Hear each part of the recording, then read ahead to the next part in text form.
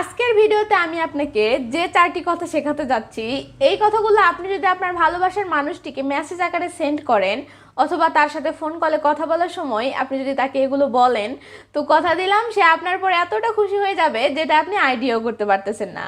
পাশাপাশি এই কথাগুলো আপনার ভালোবাসার মানুষটিকে বললে সে খুব সুন্দরভাবে ফিল করতে পারবে যে আপনি তাকে অসম্ভব রকম ভালোবাসেন।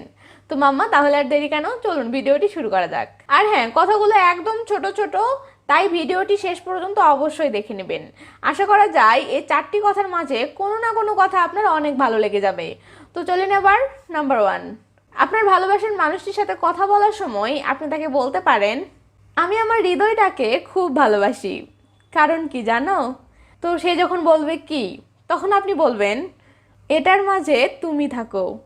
তো এমন অসাধারণ একটা রোমান্টিক কথায় কে খুশি হবে না বলুন। নাম্বার 2, আপনার ভালোবাসার মানুষের সাথে আপনার যেদিন দেখা হবে না সেদিন তার সাথে ফোনে বা মেসেজে কথা বলার সময় আপনি তাকে এই কথাটি বলবেন, না জানি কি ভিটামিন আছে তোর মাঝে, তোকে একদিন না দেখলেই নিজেকে কেমন জানি দুর্বল দুর্বল লাগে। তো আপনার এমন মজার কথা শুনে সে তো অনেক মজা পাবেই, সাথে সে এটাও বুঝে গেল আপনি তাকে একদিন দেখতে না পেলে খুব খারাপ ফিল করেন। নাম্বার 3, আপনার বয়ফ্রেন্ড কিংবা আপনার গার্লফ্রেন্ডের বাবার যদি অনেক টাকা পয়সা থেকে থাকে, তাহলে আপনি তার সাথে কথা বলার সময় কথার প্রসঙ্গে একদিন এই কথাটি বলতে পারেন।